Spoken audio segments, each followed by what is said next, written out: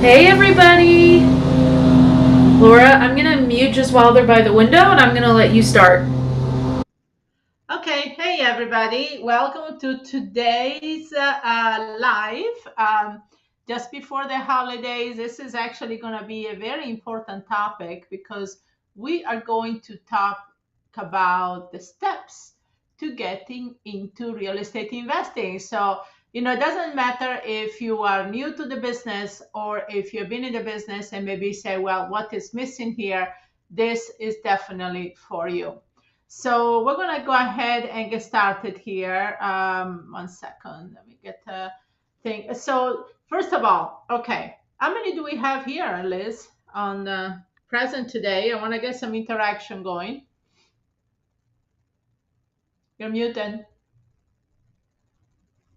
I said so far just 5, but we haven't been live in a while, so it's gonna take some time to get them back in the room. Okay, so the first thing you have to realize that there are three main strategies to real estate investing. Okay, one of them is wholesaling, then there is buy and hold, and then fix and flip. So those are the three main strategies, and it not necessarily means if you're beginner investors you have to get into wholesaling. It's more dependent on a lot of different factors. First of all, your backing, your knowledge, even in the business. Do you have contractors? Do you know about the rental industry? Do you have some financial backing or not? So there are different factors that we evaluate before we can tell somebody, yeah, you should be getting into the strategy instead of the other. So with that said, for everybody live here, do you want to tap into the chat which strategies you want to focus on? Remember, there are three of them: wholesaling, buy and hold, and fix and flip. Okay. And some of them are going to be the same steps for all three of them, but some are different. So Liz, can you tell me what the feedback comes in at?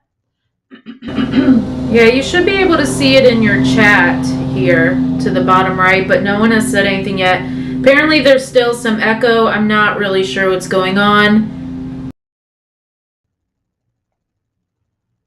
Okay, yeah, I see it. Okay, I do buy and hold. Okay. Anyone else that want to share what they're doing? Wholesaling for now. Great. Okay. So buy and hold and wholesaling seems the main thing to do. So Liz, do you want to go ahead and give him some of the steps? You can take that from the 10 steps that we share, with our students to start with. But go ahead and start. What is some of the main things that they need to do? Yeah, and in the meantime, make sure your microphone, you have all your apps closed, Laura. That could be the issue. That was what it is before. Okay, so let's talk about it. Now, we are going into wholesaling week. I think it's next week or the week after, which is wholesaling 101. So kind of keep that in mind that I am not going to go deep into that. But when you are getting started in wholesaling, you are going to have a multitude of different things to learn, and it's very normal to feel overwhelmed. But wholesaling is not the easiest strategy, but it is the most successful for those of you that are new to the business. It doesn't require a lot of money up front. It can get you going. You can learn the ins and outs of real estate, everything like that. Makes sense? So the reason we push wholesaling with beginners is because you learn more than you would learn for buy and hold and fix and flip. And when you are buy and hold and fix and flip, when you are doing that, you want to find properties the way the wholesalers are to get the most discount and most bang for your buck, right? Because if you're only going to other wholesalers, you're paying their fees. And if you're only doing MLS properties, you're paying commissions. And so if you want to figure out how to do that, you have to get in the mindset, well, I still need to know what the wholesalers know as far as acquiring properties. So the first thing that's the most important, I'm only going to go through a few steps, and then you just have to stay tuned for next week on all the steps of getting into wholesaling. But the one thing you want to know to really get going is your location. This matters, and I harp on this, and I'm going to continue to harp on this, and I harped on this on our wholesaling workshop on Tuesday. This matters. You can waste a lot of time in the wrong area. You need to make sure that people are buying in that area, that it's below the FHA limit to make it more successful. Like, think of like the average home in that area, the average I would say your best bet is blue collar homes in that area. What does it look like for the average person? Not unless you're doing real estate like luxury, but the average person in that area, because the average person in the middle of Oklahoma is going to be very different than the average person in the middle of California. So really understanding the location, and then the second is to make sure that cash buyers are buying. I've seen so many ladies waste time in areas where there isn't at least 20% cash sales in that area. You want a big like number of population, and then at least 20% cash buying, preferably seeing some people buying over and over. Those are your investors you need to reach out to. So when we are talking wholesaling, to take that time, it may not be an area local to you. That is why I virtual wholesale. You can wholesale anywhere in the country. So if you are in a high demand area and you are not seeing success, don't be scared to move out, because most of the stuff you do, you're going to do from an office anyway. You can do from anywhere in the world. And so then you decide, okay, I've picked my area. Then you're going to open up your business entity. When you open up your business entity, I can't legally give you advice on this. I'm not a tax accountant, okay? This is from experience. You want to open it in the state that you are going to invest in. For example, I live in Southwest Florida, but I invest, my main market, I have two, but my main market is St. Louis, Missouri. So I have a business entity open there. I have other coaches on my team that do nationwide, all over the place. So you have to find what works for you, but I'm going to give you those two tips. If you want to know more about that, you need to either come to a workshop that we do, or a New York City event that we're doing next weekend, which I'll talk near the end, or you need to attend our Wholesaling 101 week that's coming up here, because I'm actually going to go really deep dive into all of that. So that is wholesaling. But wholesaling, what it is A to B, B to Z transaction with sellers and buyers. You are the middle person there. That's where your profit is made. And so you want to make sure that the area, I'm telling you right now, the area is what matters. It matters more than anything else in this business, more than sellers and buyers, because you're not going to get the right sellers and you're not going to get the right buyers. And that's why that's the first thing we focus on. So now Laura does fix and flip and buy and hold. So I'm going to let her take over and mute, because apparently there's some feedback again today. Got to figure that out again. But Laura, I'm going to let you take over and do buy and hold and fix and flip. Okay, and I see some questions coming through, but I guess we're going to address that at the end, right? Okay, so let's talk about buy and hold. So buy and hold is when you have rental properties, right? So you can either go into long-term rental, mid-term, or short-term, which is also called Airbnb. There are definitely a lot of benefits to the buy and hold strategy, mainly it's because it's passive income. You know, with wholesaling, you have to rinse and repeat every month, right? You have to buy properties and do it. If you stop, you're not going to make money. Where with rental property, you have more the passive income. There are also other benefits to buying rental property. One of the biggest one I would say is tax. You know, you get some really good tax breaks. So that's why even if I'm not buying as many properties right now as I used to years ago, because I already have a sizable portfolio, but I still buy some every year because it does give me the tax breaks to offset some of my other gains. So tax breaks. Then the other thing is appreciation, right? You basically have the tenant paying down the debt and the liability on the property, you know, so you are really, they're paying the mortgage off for you, and you're appreciating and building up equity, right? And and then you can leverage these properties to really build up the business, you know, they're really build up. So that's a lot of you probably heard of the BRRRR method, which is buy. BRRRR stands for buy, rehab, rent, refinance, repeat. And I remember going to some type of seminar, this is 30 plus years ago when I got into the business, and was talking about 1031 exchanges, which is a really cool way to also expand and build a portfolio, especially if you want to go from smaller property into larger commercial property. But one of the things that stuck to me about the seminar is the guy said, you know, if you want to really build up and expand into your rental business, you have to do what nowadays they call the BRRRR method. Back then it wasn't that, but you rent, refinance, and repeat, right? So, and then there are other things. So make sure, by the way, that you download the PDF that we share with you at the beginning of the week that goes into what we are just talking about. Okay, so we share with you, I believe, on Tuesday. So make sure you go and get the PDF. So you want to also choose an area with a buy and hold that is um, based on the strategies that you want to do. So let's say, for example, you're interested in short-term rentals, Airbnb. Choose an area that is good for Airbnb. However, you also want to make sure that this property will cash flow under a regular scenario of long-term rentals. Because what if rules change, right? I know a lot of the cities like downtown New York City, I think Las Vegas, some of the city here, they don't even allow Airbnbs anymore because the hotel industry stepped in. So, you want to make sure that worst case scenario, you can rent it long term and still make profits every month, right? So first step would be to a buy and hold strategy is definitely choose an area based on your long-term, mid-term, and short-term strategy. However, always take the long-term as far as cash flow, make sure the cash flow on that. Second of all, you want to look for properties that match the criteria what you're looking for. I personally prefer smaller multifamily, 2 to 4 units. Anything over 4 units is considered commercial. Okay, so that's the thing that you want to keep in mind. So 2 and 4 units to me are the way to go, but that's my personal preference.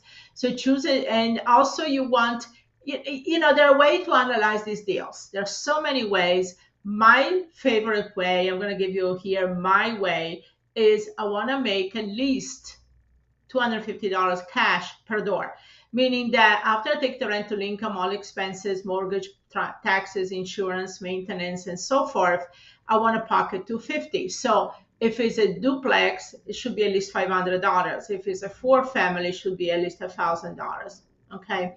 So with that rule in mind, because I don't like to buy property out of cash flow, because appreciation is a gamble. Yeah, I could appreciate fast like I did a couple of years, but there have been times where for 10, 15 years, it flatlined. So you always want to buy for cash flow, okay? So that's the second thing. You get these properties that match your criteria, the cash flow, at least $250 per door. You analyze the deals, you do your due diligence. Make sure when you buy a rental property, you do your due diligence, meaning building inspection. Make sure you know what you're getting into, especially if you're going to fix up the property, okay? And then the other thing you need to answer yourself, what type of landlord are you, right? Are you a Section 8 landlord? What type of market of tenants are you going after? Are you going after college students? Are you, more of a short-term landlord that you're aiming for? So what type of landlord are you so that you can develop your long-term strategy? So one of the things I like to do and recommend a lot of my students is that if you do buy and hold as your main strategy, go ahead and learn about wholesaling, because you're going to come across so many deals that you don't want to buy as a rental, and then at least you can wholesale those and make money off those contracts, right? So those two strategies go well in hand. Now moving forward, now we have the fix and flip. Fix and flip is when you buy a property to fix it up. Now, if you do it as a BRRRR method, you buy it and rent it and you keep it, or you buy and fix it and sell it to another party. So this strategy is another way that, to me, it works really well with wholesaling, because if you don't make your target profit on this property, you can always wholesale it. What is my target profit? I like to make at least 10 to 15% of after repair value. So if I buy a property for $150,000, but the property is worth $300,000 after everything is said and done, I want to pocket anywhere from $30,000 to $50,000 in order for me to be worth my while. If I don't make at least that money, then I'm just going to wholesale it, So I buy it at $150,000, maybe I wholesale it for $160,000, $170,000, make $10,000, $20,000 on it, let somebody else do it. Because don't second guess that if it takes you $75,000 to fix it up, somebody else might say it's going to take them $50,000, especially if they do the work themselves. So, that's one a mistake I find a lot of our students do. They second guess that whatever their calculation is to fix up the property is going to price somebody else out the market. No, it's not. That's your vision on the property, not theirs, right? So with that said, if it doesn't make your vision, if it doesn't give you the 10, 15% profit on the ARV, then go ahead and wholesale it. So that's why wholesaling to me is a way to warehouse and liquidate those deals that I don't want anyway because they don't fit into my criteria for rentals or fix and flip. Now, what I like about fix and flip obviously is the larger checks, So when I look at the property and I don't want to per se keep it as a rental, then I'm looking at the fact is, am I going to keep it as am I going to do fix and flip on it, or I might as well wholesale it and move on? Okay, so that's where you're really big about bigger checks. One of the cool strategies about fix and flip also is if you go into higher end properties. Again, it depends on the area, right? Higher end, if you're in Miami, works out well. If you're around New York City, works out well. If you're working in areas like that, it might not work well in, a Midwest type area, right? So you be very careful with that. But if you do fix and flip in Miami, your profit is $400,000 or $500,000 per house, right? So that's another cool thing about it. You get a lot of the bigger checks. But the thing is, you need to have very clearly where's your money coming from when you do fix and flip. So you choose an area based on what you want to do. Are you targeting more first-time home buyers? Are you targeting more properties you're going to keep as a rental? So you choosing an area, if you figured it out by now, all these three strategies, that's the first important step, right? And the second thing you're going to do is, do you have the financing backing to do it? Or do you know how to structure a deal? One cool strategy that we teach is OPM with OPR, which is our people money with our people resources, right? Partnering maybe with contractors and other people that can bring the manpower, where you bring in the money either with private lender or hard money, and then you guys can do these deals together. So that's something that I done in the beginning when I was starting out, OPM with OPR. But you need to make sure also you budget accordingly, right? So if you think it's going to take you $50,000 to do the deal, personally, I like to budget $60,000 to $70,000 because you never know, right? Project management is crucial when you get into BRRRR method and fix and flips as well. And then also, if you watch HGTV, which I'm sure a lot of you that are interested in fix and flip do watch HGTV, one of the things you see is, they study the area, see what is for the area. If everybody's putting, it seems so what sells most in the area is white cabinets, whitewashed floors, and steel appliances. That's what they do. Now, that might look good on the East Coast, but the Midwest, maybe they prefer cherry wood cabinets and different type of, counters and so forth. So you really want to understand what the trends are in the area, and then you just do the trends, because once you understand what things go for, buy in bulk. I have a storage room that, we keep all our tiles in there. We go to places and buy cabinets in bulks. There are stores like the Restore, for example. You can buy stuff sometimes brand new, but you need a place to store it. But when you start buying these things in bulk, especially if you're doing more than one fix and flip at a time, you save a ton of money and keep way under budget, and obviously makes more profits. So keep an eye on project management and designs in the area and so forth is very, very important. And again, so to just summarize, as far as rule of thumbs, for buy and hold, I'm looking at least $250 per door. For fix and flip, I'm looking for 10 to 15% of the ARV. And for wholesaling is about at least $10,000 profit per building. But the bottom line, the common denominator here on all of this is a couple of things. Number one, choose the area properly. Okay, do your research, choose the area that's going to be good for the strategy you're doing. Number two is then now you get to form the business entity in the area that you invest. I see somebody here says, is it possible to do business when your entity is in a different state? No, you need to register in the state where you're doing business. Your entity should be in the state you're doing business, not the state where you live. Okay. Then number three, you start getting leads, right? Leads, and you analyze them differently. If you are not sure, if you want to do all three strategies at one point, then I take them through the model. Am I making $250 per door? Am I making 10-15% or not? If I'm not, then I'm going to wholesale it. Okay. And then there's our moving parts that we talk about in our lead generations, like quick wins, long nurture, how you set up the marketing systems and so forth. But, that's a lot of more moving parts. But today we're talking about the tips about getting real estate investing, not necessarily about building the whole real estate investing business, which is another whole topic. No, I think that's great. And she just gave you guys so many golden nuggets there. And the one thing I just want to say from working with a ton of women is don't overcomplicate this process. You as women will overcomplicate it, think you need to know it all, I need to know everything, I need to know every answer, and you will scare yourself right out of this business.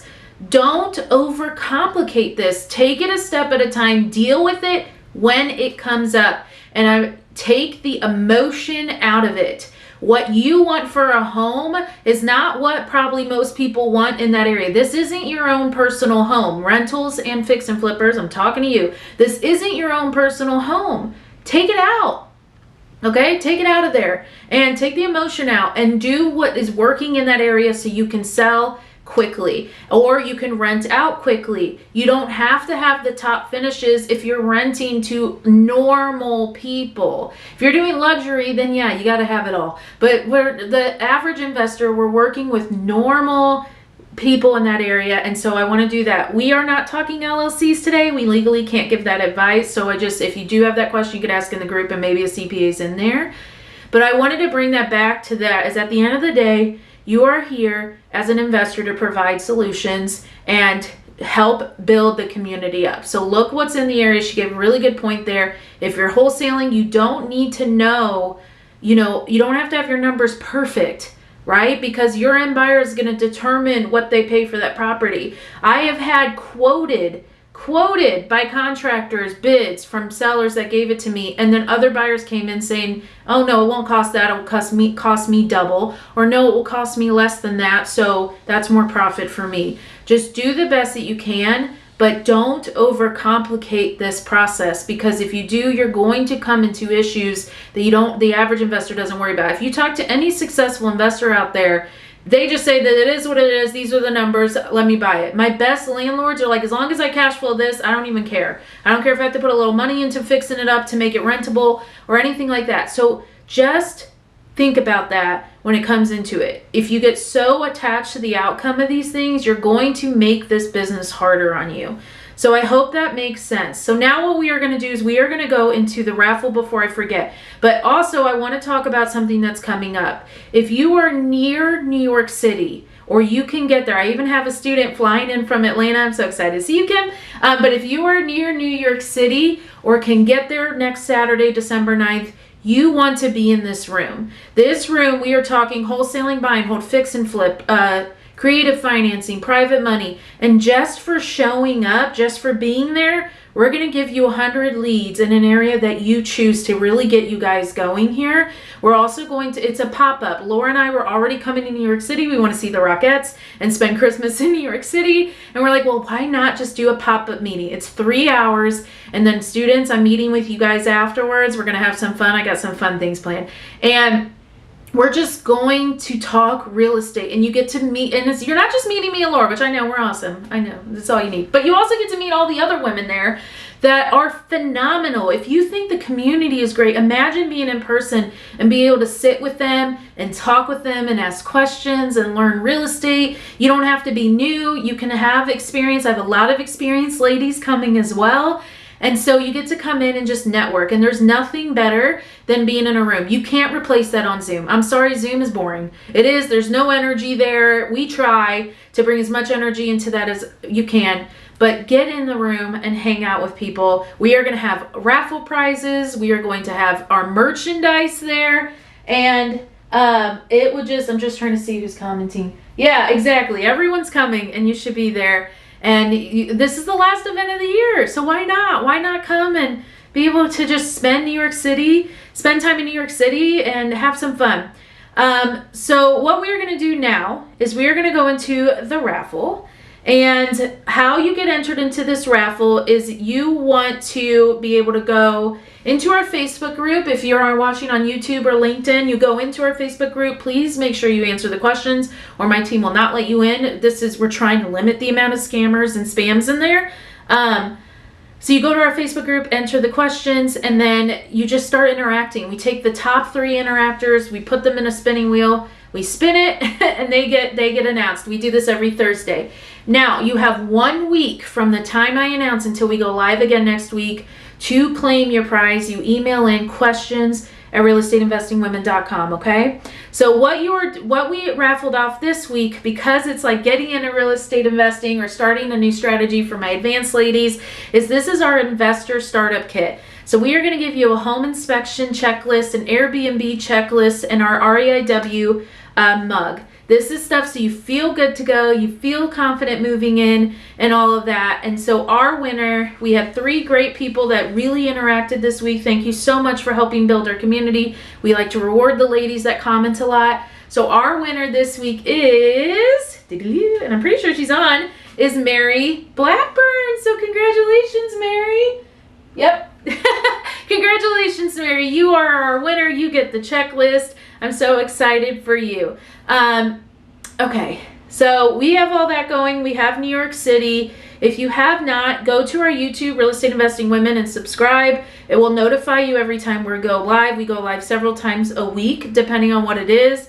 And then my team just posted the link for you to come to New York City. It's 3 hours of your time. It will be worth it. 3 hours. You can learn stuff that will make you millions of dollars in a 3-hour workshop. Laura, anything else you want to say?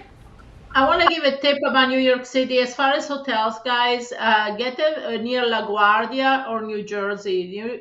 The hotel downtown New York City are super expensive if you want anything that is decent. But LaGuardia has some really good prices still, and it's just a shuttle away, or an Uber is not expensive at all. Or across New Jersey area. So just wanted to give a tip. Those rooms are still affordable. No, that's a really good tip, because I had a few people ask what to do because of that. And so staying a little bit outside. New York has great subway system. If you haven't been there before, we're going to take the subway just because it's easier on us, and I don't mind it. And we're going to be doing that. So we look forward to seeing all of you there. It's nice to be back. It's been a couple of weeks since we've done live. We've been doing a lot of pre-recording just because Laura and I had a work conference, and then we had a family emergency in Italy. So, beautiful. Everyone's like, oh, that looks so relaxing. I'm like, I wish it was. It was not. But it's beautiful. We make the best of it, just like you would in real estate and all of that. So congratulations, Mary, on that. Thank you so much for interacting and really helping build our community. You ladies are wonderful. We're going into the holiday season. I'm going into probably the busiest month of the year for real estate investing is November and December. So we have a lot of things in the works right now. On top of it, I decided it was a good idea to, start a new strategy and get into fix and flips. And so I found a house that I want to fix and flip. So we have a lot of things kind of going on here, but it's not the holidays. Get out of your your mindset. Sorry, I was reading the comment. Get out of your mindset that because it's the holidays, real estate isn't happening. This is the best time. A lot of my buyers are like, hey, I need this many homes I need to close on by the end of the year for tax purposes, stuff like that. So we have a lot of really fun things planned for REIW for December. Really, really good content coming out this month. You really want to watch it. We are launching a new event we'll talk about it here, but I'm not going to share yet. You just have to come back. A new event that's coming in January for all of the REIW community. You do not have to fly to it. So we have a lot of fun stuff coming out, but I'm not going to tell you what. You just got to stay tuned. Make sure you turn your notifications. There's a little bell at the top right. Turn that on. It will tell you when I'm live. We always go live through my account just because that's where our system is. So even if you see Laura, it's just that's how it sets up. And I'm super excited to see some of you next weekend. And then stay tuned and continue to interact because I have a really good raffle next week coming out. Laura, anything else before we hop off? No, are we answering any questions? We did a few, but we don't normally answer questions on these. They take them to the group, remember?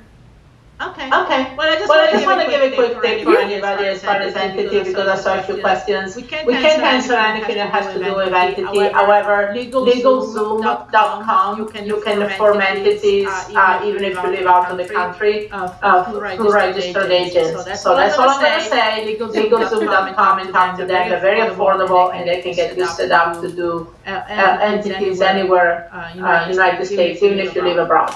Yep, LegalZoom, and you can also talk to a CPA. We have a few CPAs if you need recommendations. Just message me on Facebook. I can get that to you. But yeah, okay. Well, we're going to jump off. I have to figure out why it's echoing again, and I'll talk to the rest of you soon.